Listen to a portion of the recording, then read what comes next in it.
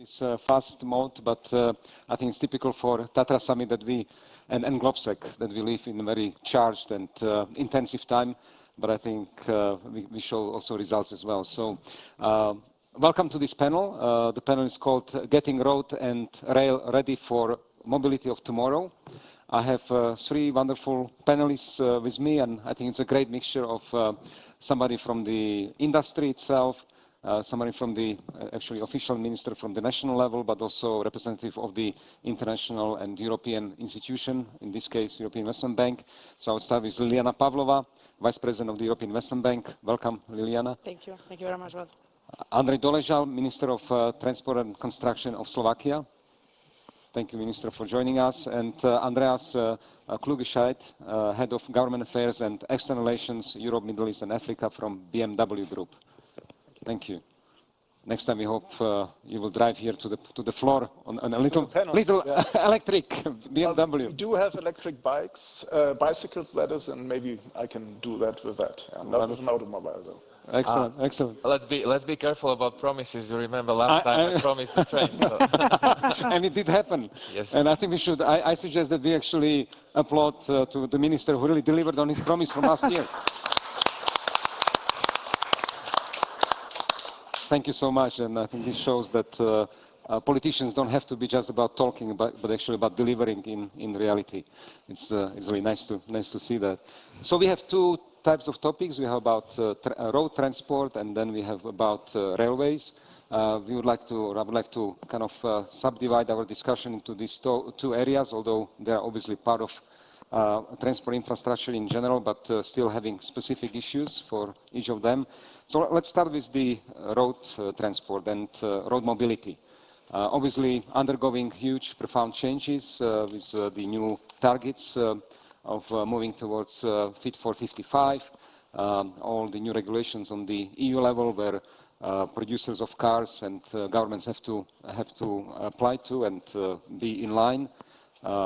Actually, cars and trucks are responsible for approximately 21% of the EU CO2 output. So there is a lot to be done on that side.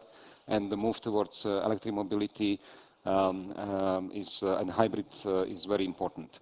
We had actually interesting discussion in the morning in our focus group on this issue, which actually showed that there is a danger or a challenge of potentially developing a two-speed Europe. Europe, which will be divided between East and West and about North and South.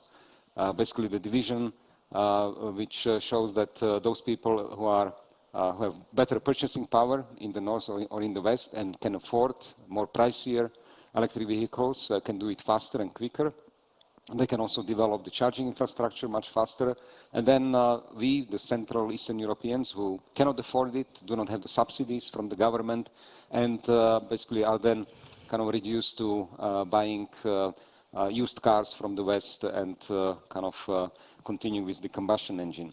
So I would actually start the discussion, and we don't have, unfortunately, too much time. So I would like to ask each speaker, panelist, to keep the initial remarks to about 5 minutes, and then I will ask for any questions.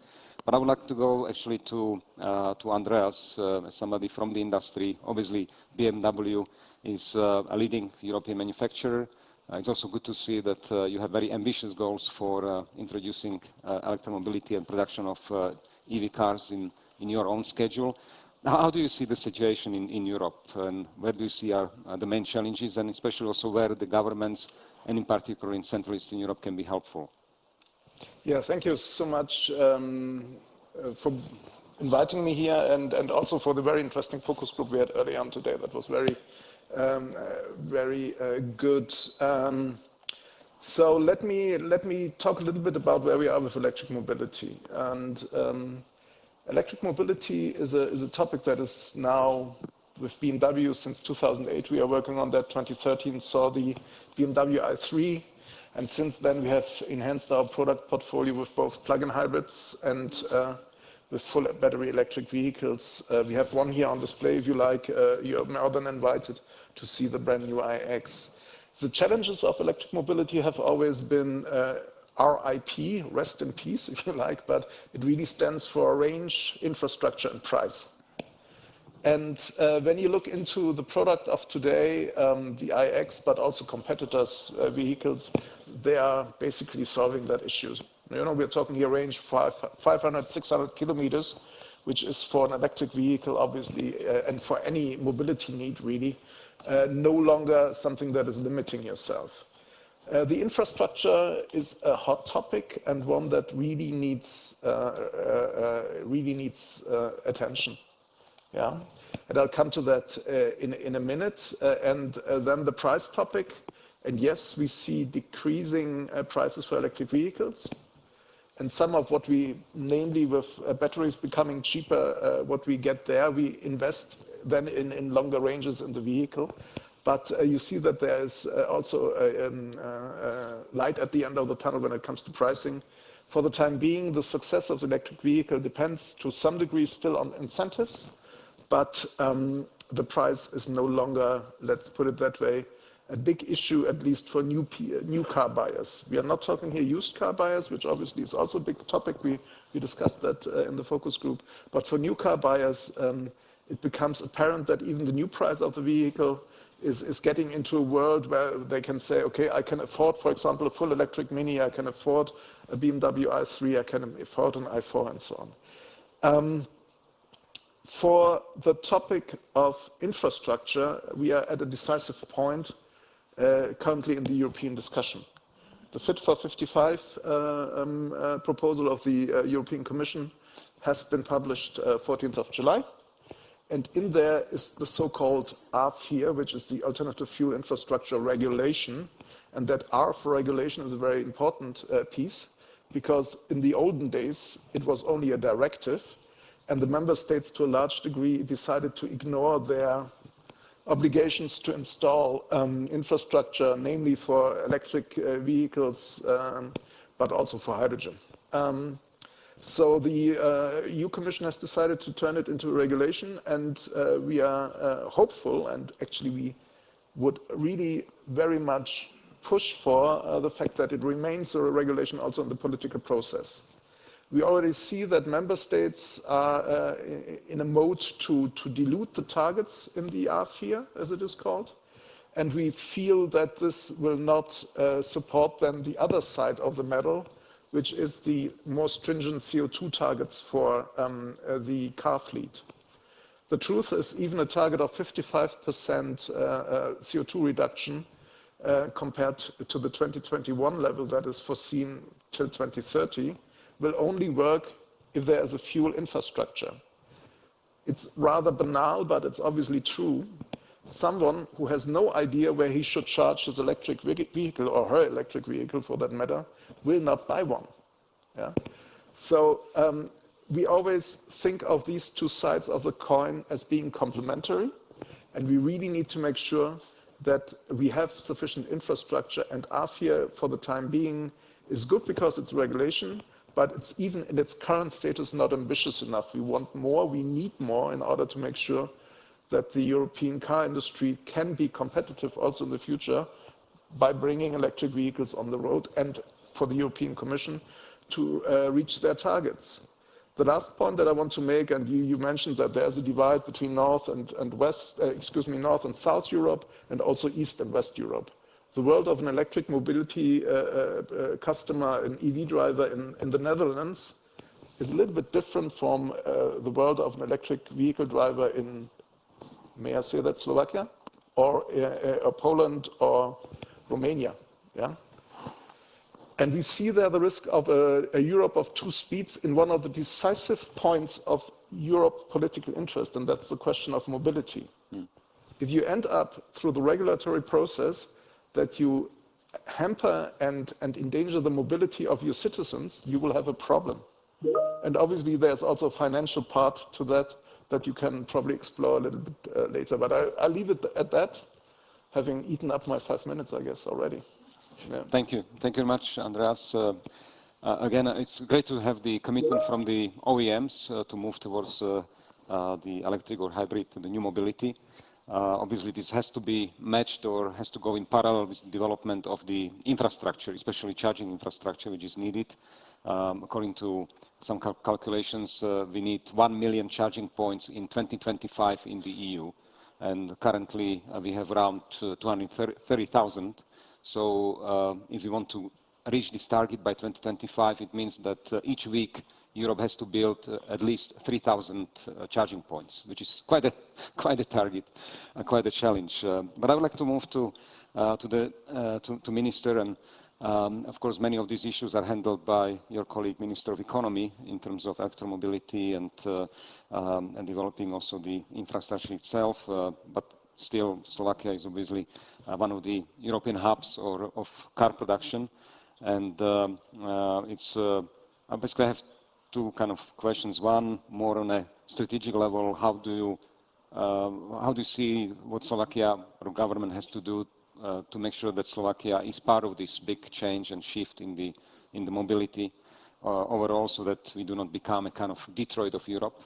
And the second is, yes, we are talking about the new type of mobility, but roads and highways are still important. I mean, the classic roads and highways. So if people do not have good and quality roads in this classic way, then any charging stations and other things are not able to develop either. So how do you see that? Because in a way now this is a kind of bad transport, I would say, and we had some discussions about labeling because of ESG and other issues, labeling some of the industries and sectors. So how do you also struggle with this issue of roads being in a kind of enfant terrible of European politics and finance?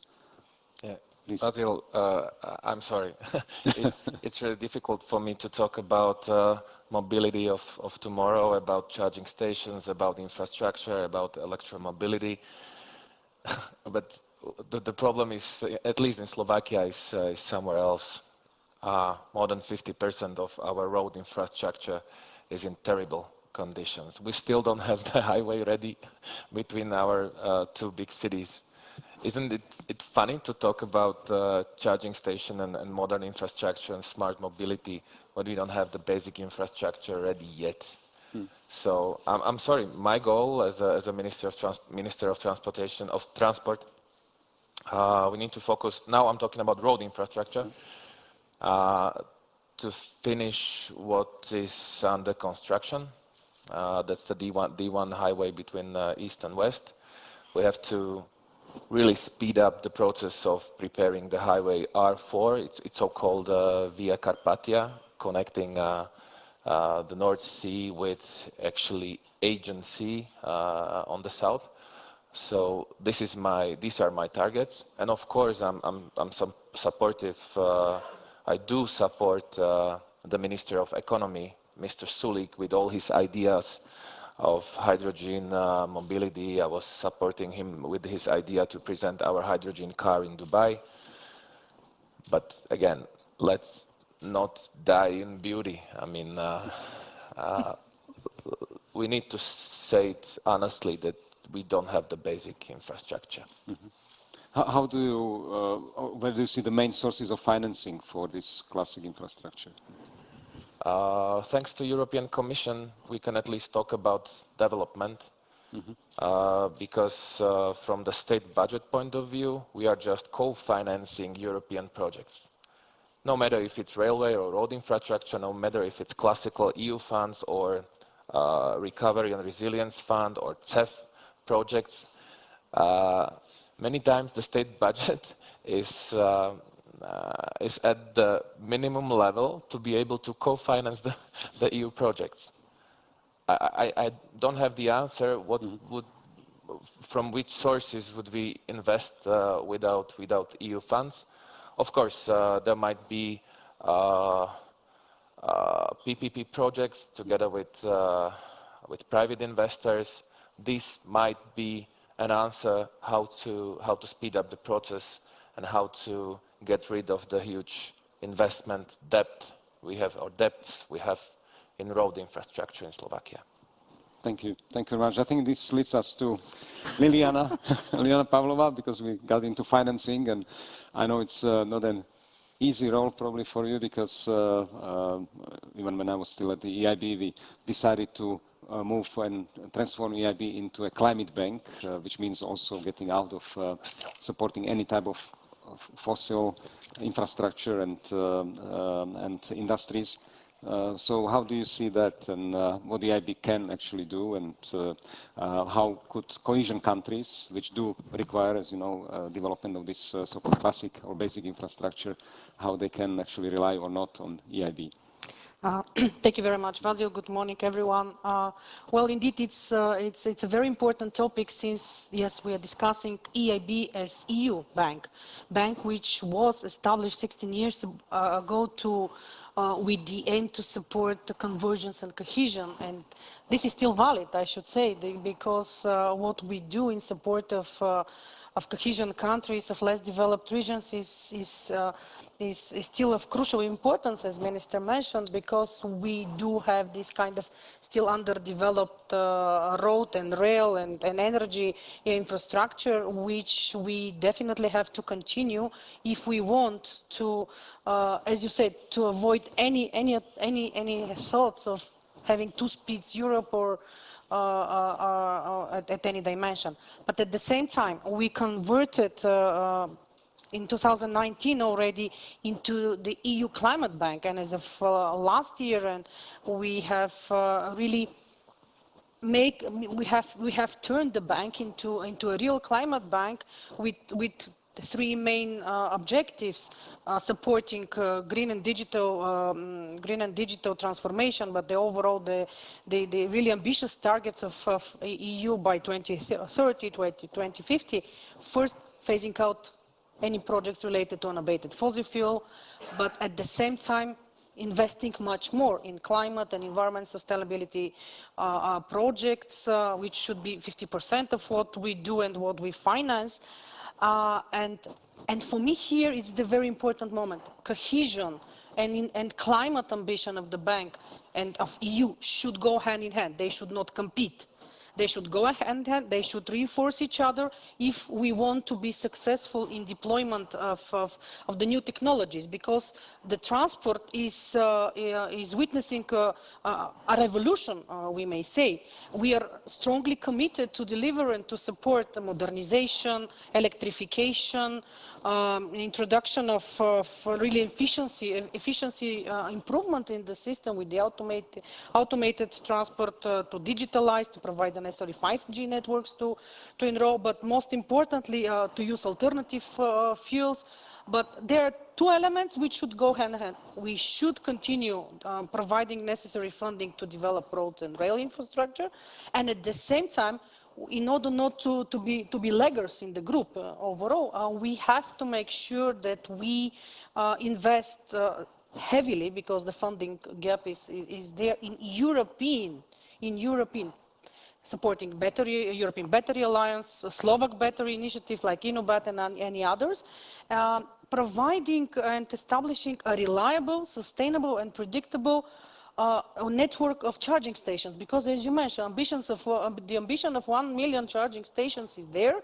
We at the bank have special facility targeted to finance deployment of these charging stations, but so far we have financed 40,000. So reaching the 1 million target is a challenge, and unless we are doing this in a very coordinated way, with a regional approach, something which was also emphasized yesterday, it will be impossible to achieve.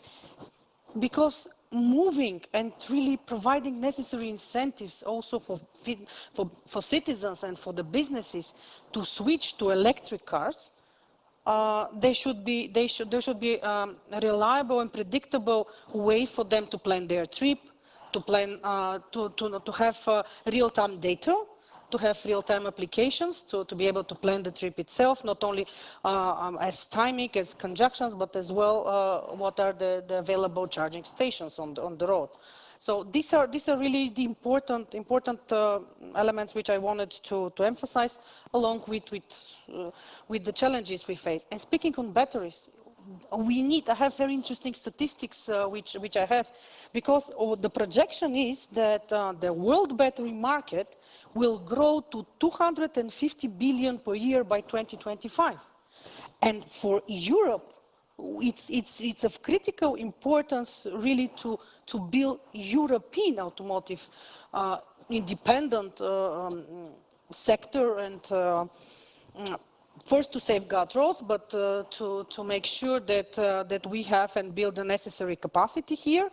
We are going into the right direction because the bank has already financed projects in the sector for with more than 1 billion.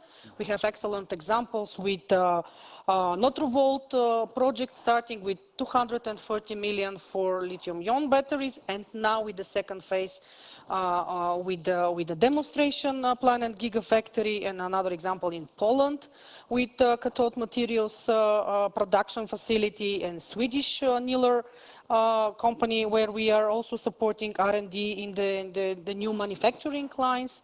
So, and 800 million we have already provided to Fiat Chrysler to support R&D activities and manufacturing of plug-in hybrid electric vehicles. So funding is available. We do have different facilities, funding instruments in the bank. We are also adapting the way we are financing these kind of investments. We are in a process also of updating our transport lending policy to be able really to take into consideration climate ambitions and climate bank roadmap on one side, and of course the European strategy for sustainable mobility, because we need to adapt the financial instruments fit the purpose.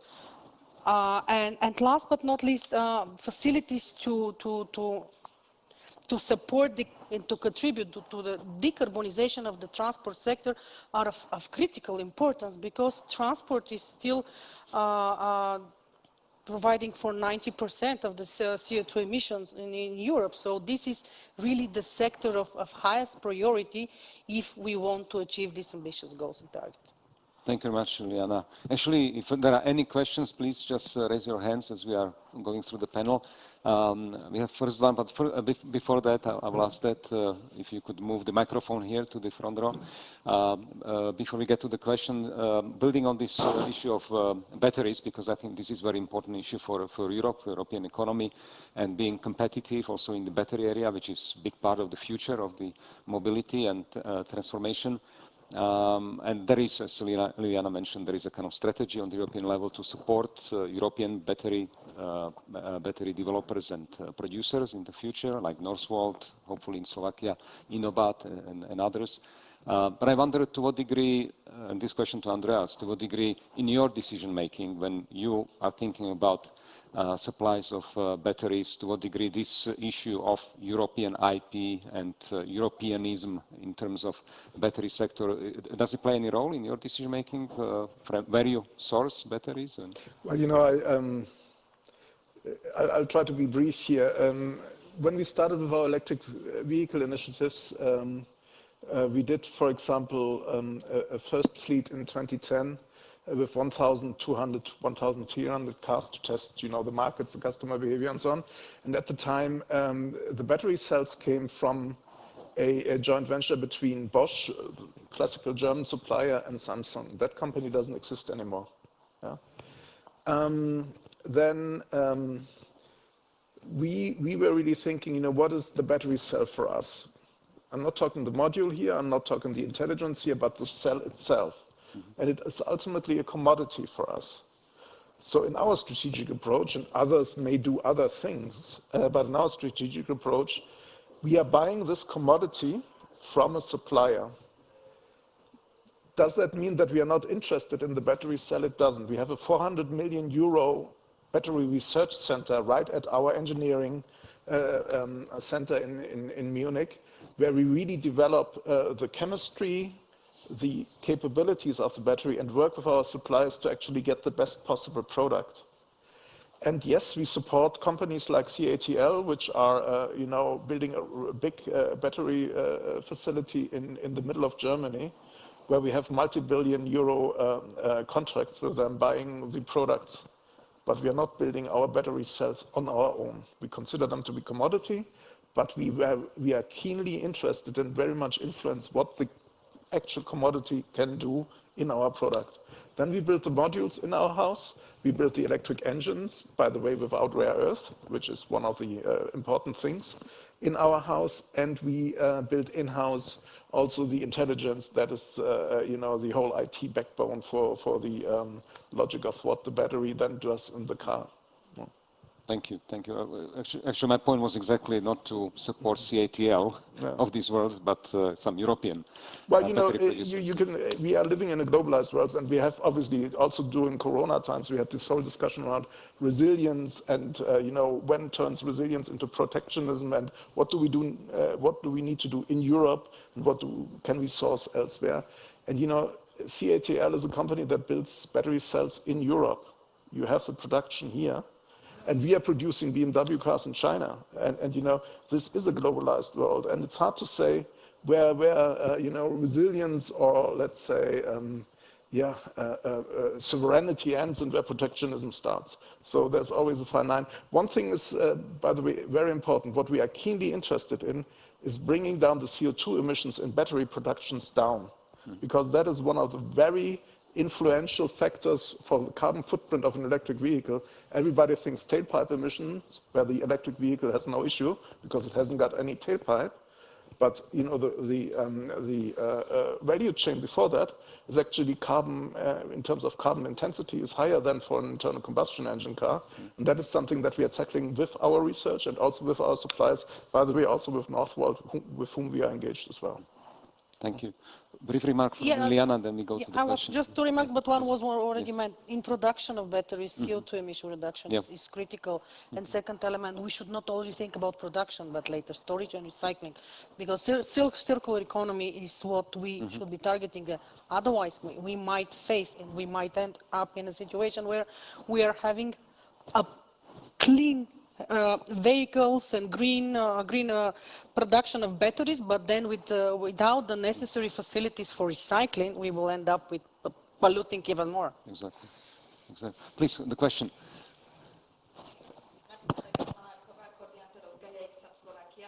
I think this panel is great. Thank you. Because I'm Slovak, and dear Minister, I'm not happy with your answer that the high road, okay, it must to be, but we need to be more. We need to want more. Okay. So, and this panel is great because BMW is a leader in Gaia X, in Catena X project, automobile. We are industry country. We have a lot of tier 1, tier 2 furniture, and we are also involved a little bit with Francesco and Dominique and Sebastian from BMW. And we need in this time, digital transition, green transition, circular economy, all things to be on this way. This is a road to the future, and financing is here. Thank you. So Detroit, I will plan this Thank you. question. Thank you. Okay, I would like to add, to come back to my previous speech, to add a little correction. It doesn't mean that we are not ambitious. It doesn't mean that we are not working on these projects. I'm aware of the Fit for 55 initiative, whatever. I'm aware of decreasing the CO2 emissions. Actually, maybe you don't know, I'm the ambassador of the first zero-emission region in Slovakia, in Demenovská dolina. A few weeks ago, there was a conference here in Tatras. We were discussing very heavily about it.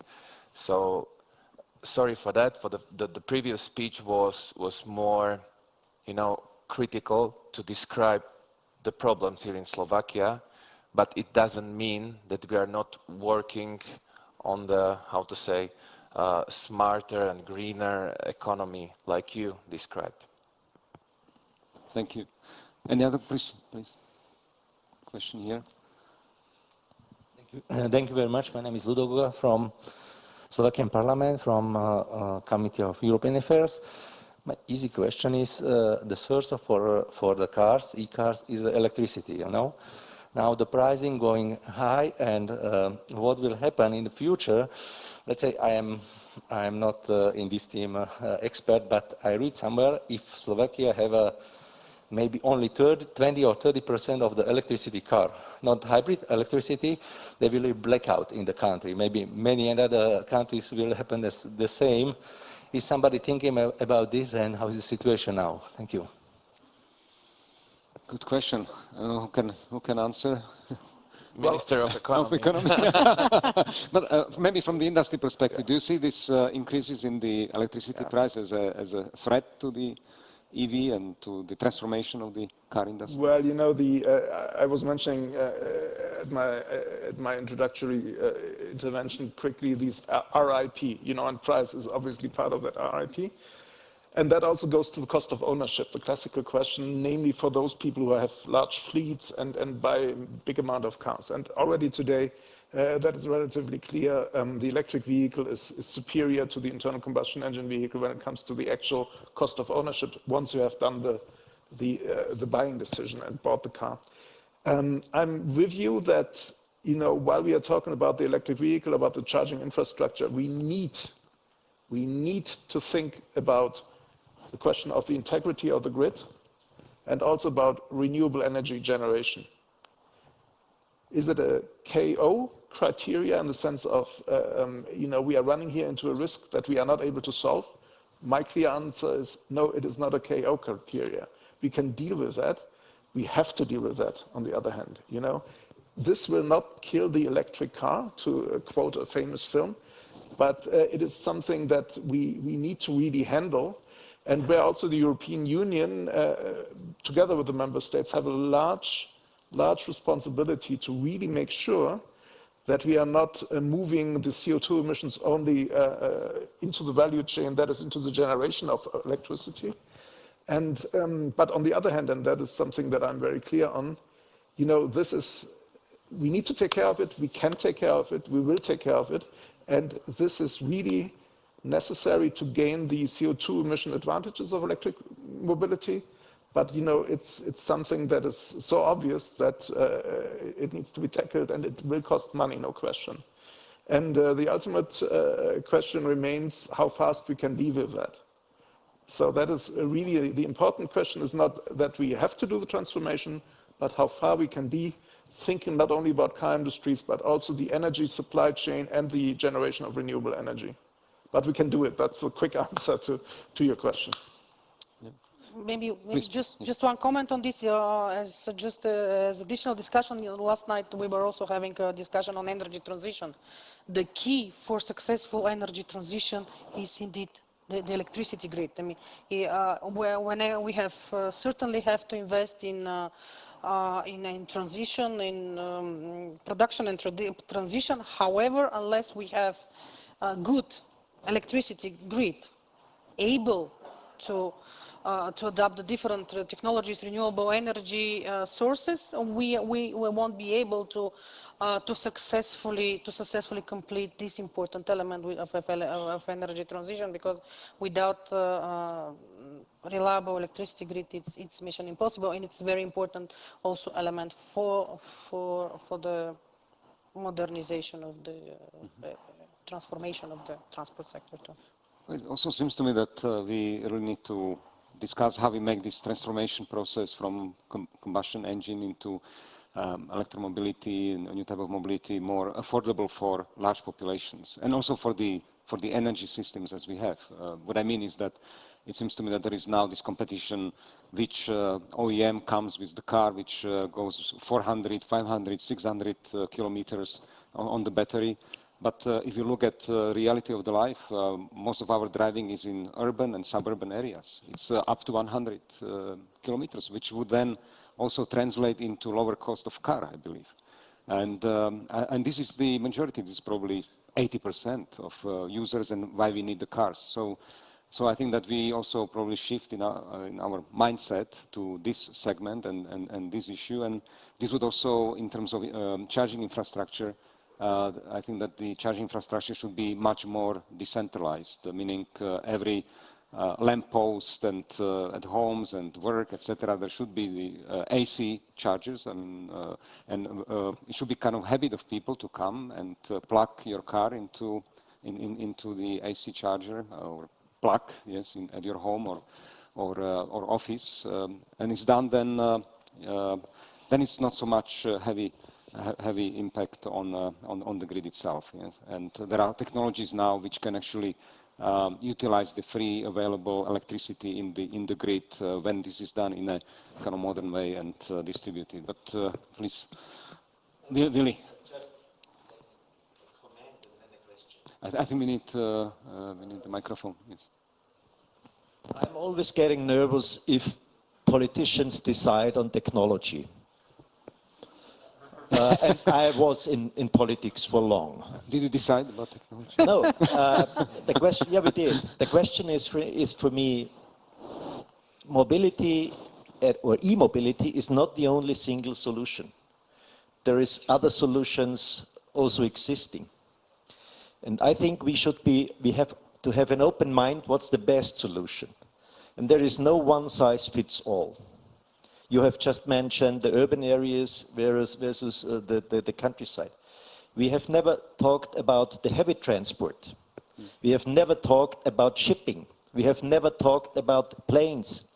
And I'm absolutely nervous if I'm just hearing e-mobility, there is something beyond. And second, I would really love to understand better what's the consequences of all of that. Because I know a figure from the country I know best, that's Austria. If we go in this direction of Fit for 55, we have to double the installed capacity in electricity, in production. To double. Do you know what this means? Within a short period of time. Nuclear power plant in Austria. Within a very short period of time. And that's absolutely, that's for me a big question. Do you manage this in this very short period of time? Is this realistic? I want to understand better. Yeah, maybe I jump on that just briefly because it obviously touches also a quick discussion we had. This is very much also BMW's position, you know, give us a target and leave it to the industry who understands usually the market and the customer, what the translation of that target into technology and product then ultimately is. You know, because one thing is certain, if you have a beautiful electric car and you cannot charge it, the customer won't buy it, and that nothing has been done for the climate in that regard. You know, it just doesn't render any solutions. And the profile that you were describing, you know, 80 to 100 kilometers is the usual, you know, the average in Germany, and I think that's more or less European-wide the same, is 36 kilometers. That's what you do usually, yeah? And there the plug-in hybrid, which is not a full battery electric vehicle, but a battery and internal combustion engine vehicle that can run up to 80 kilometers already today with BMW products and obviously enhancing over time. The plug-in hybrid can be part of that technology mix as well. And yes, BMW, for example, is also investing in hydrogen vehicles, yeah, which then again can be part of the solution. And yes, we discussed that, e-fuels, so fuels, liquid fuels based on electricities, are, yes, controversial in the question of how much primary energy you put in and so on and so on, but we are at an early stage here, and we should give that technology a chance to develop, as we did, by the way, with the battery vehicle. So I'm totally with you, technological neutrality is very important. On the grid side, I'm a little bit more optimistic. I understand, and that's why I was saying the transformation is happening. The question is, which speed, which time, what time do we allow for the transformation? But I'm optimistic that we can manage it, but it's a huge task. There's no question, it's a huge task that usually runs undercover because everybody's only talking about the car, nobody's talking about what comes behind it. Thank you very much. I would like to move, Mary, and to very last, very maybe brief answer for the part of your question, why we talk about individual road transportation rather than planes. Of course, there's still a problem. Regarding emissions, individual road transport is the biggest emittent of CO2 emissions. That's why we basically talk more about individual transportation rather than planes and trains and heavy transport. I think it's a good segue into, let's shift from road, because we don't have much time, we have maybe 5 minutes, to railway. Vasil, this is the thing, we, again, talking about roads, and we have no time for railways. That's true.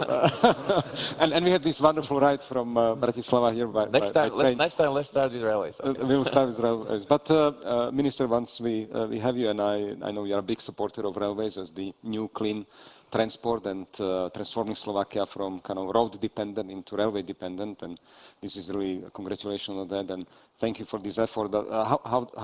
How do you see the situation? Do you have enough support in the government and budget, in No. international community? No. No, we all talk about how we are supporting the railway transportation, but we only talk. The state budget, I'm talking about OPEX, the state budget for the railway infrastructure is at the level of 2016.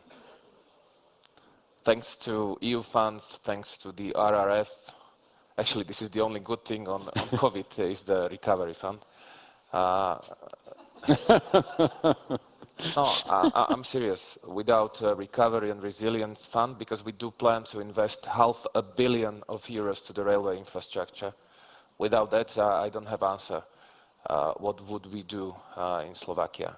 Of course, in combination with classical EU funds and with CEF funding, we will be able to invest to the Slovak railway infrastructure, but still the government way of thinking is like, let's talk about it, let's talk about that it's a green way, let's talk about it's the only sustainable way of transport, but when it comes to the budget, it's not a priority. We have to be very honest with you.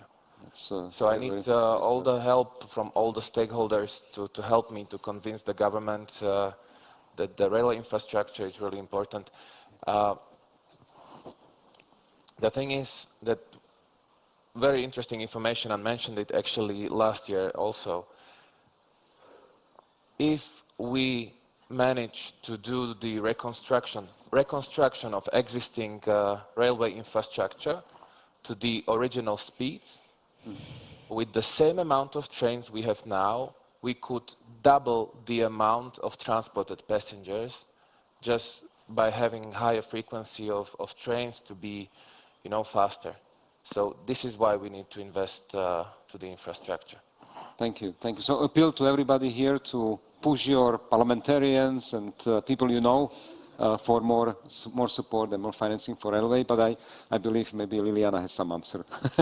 We're here for you. We have available indeed financing because investments in railway infrastructure on one side and of course modernization of the rolling stock is a high priority for us. This is 100% green investment, something which we promote a lot. And it's not only about passenger trains, as you mentioned, because it's about also supporting freight operators. Because if we want to be competitive as a region, this region, but overall Europe, and also for international trade, we do need to have a comprehensive infrastructure adapted to be able to reach ports and to further develop the whole TEN-T network connecting ports, airports. But also as part of the discussion, apart from roads and the rail, of course, rail is a very important element of the equation, but also investments in so-called lower carbon transport, tramways, trolley buses, metro, light rails in the cities is also critical if we want to achieve not only reduction of the CO2 emissions, but really promoting green mobility in cities. And this is another element we are financing. We have increased significantly our investments by 10% in this the low carbon transport, and we're investing more than 7 billion overall in rail and low carbon transport. So funding is available. Of course, it's a matter of preparing good projects to go. Just very a few words. Maybe a good project would be we have a common initiative within the V4 countries of having a high-speed train connecting all the major cities within the V4 countries. Might be a good project for financing. But I have to say another thing. You mentioned Austria. A very good example. ÖBB announced a deal with Austrian government for the next 6 years, and they plan to invest 17.5 billion euros to the railway infrastructure. just investments. So this is example how we should see and forecast the railway infrastructure. This is very good example. Thank you. So let's finish our panel on this high note, and thank you for the great example from Austria. I think good for the whole region, and thank you especially to the participants, to our panelists. I think they deserve an applause.